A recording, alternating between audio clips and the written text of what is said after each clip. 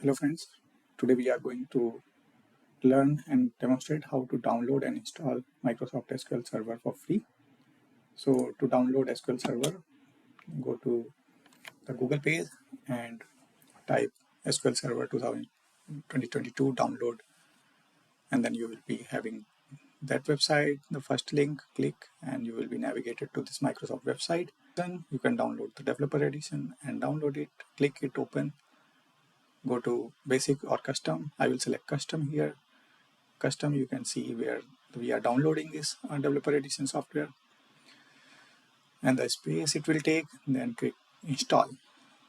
Once you click install, it will start downloading the packages, and you can see the total size of the package. It is going to install around 1100 MB. It's like more than 1 GB. It's going to take some time as per your connection.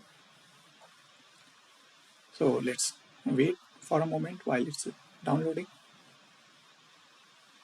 And you see, after the download complete, it will start downloading and installing the packages and extraction of those packages. It will also take some time. Then you will be presented with this screen. Go to the installation here on the second link from the top, click on installation. Then you can see different features what you can download. I will click the first one. I'm going to install the standalone, so I click the first one and check this checkbox for the updates. Check next. Here the SQL Server will quick check the pre-check. Go next. You can see I have already installed one SQL Express on my laptop, so it's giving me two options. I'm going to install a fresh one, so I will press first option, next. You can see here in this screen we can select what edition we want to download, install. We are going to install the developer edition, not the Express one, because that's already there. And you see developer is little different than the Express. Developer is having all the features. Express is not for Express is for the production, but developer is just for the development and learning purpose. Come to this screen, accept the licenses, go next. In this screen we can, so this is if you want to connect to Azure, Microsoft Azure Cloud. We don't want, we are installing just a standalone on-prem SQL. Uncheck this, uncheck, and next. Next, here these are all the features of SQL Server what you want to install. I am going to install just a engine, so like which is database engine services, the first one, and then the Polybase. You can install many others if you want, but for external sources I will install Polybase, which I will use later. But there are other features. If you are interested, you can download, you can check the path and next. While it will start, yeah, on the next screen now it will ask like, okay, what's the name of server you want to give, the default instance or you want your name. I will select the default instance. You can see one already installed is SQL Express on my computer. Next is this is the new one, SQL Server. Click next, and then this is about the ports, what the Polybase service is going to use all the ports, and don't need not to touch. Go next.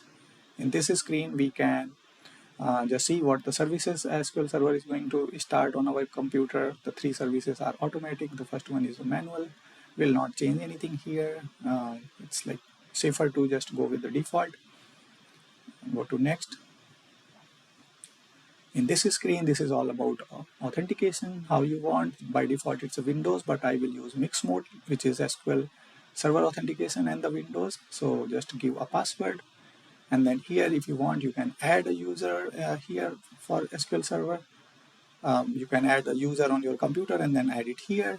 I'm not going to add, I will just use add current user, so which will use my Windows authentication, but you can add your user here if you want other user.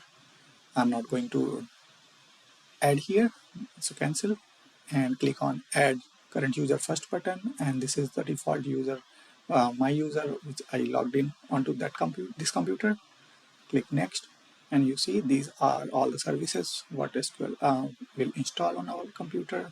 Click next, and now the installation is running. So it will take some time because it's a big package. Just wait for a while depending on your computer. and then done. You can see the two services we selected, Polybase and Database Engine. Those are successfully installed. Close this dialog. Now, if you already have SSMS, open it. If you have not, then you can install it from the third link. You can see install SQL Server Management Tools here, but I already have, so I will open my SSMS, open,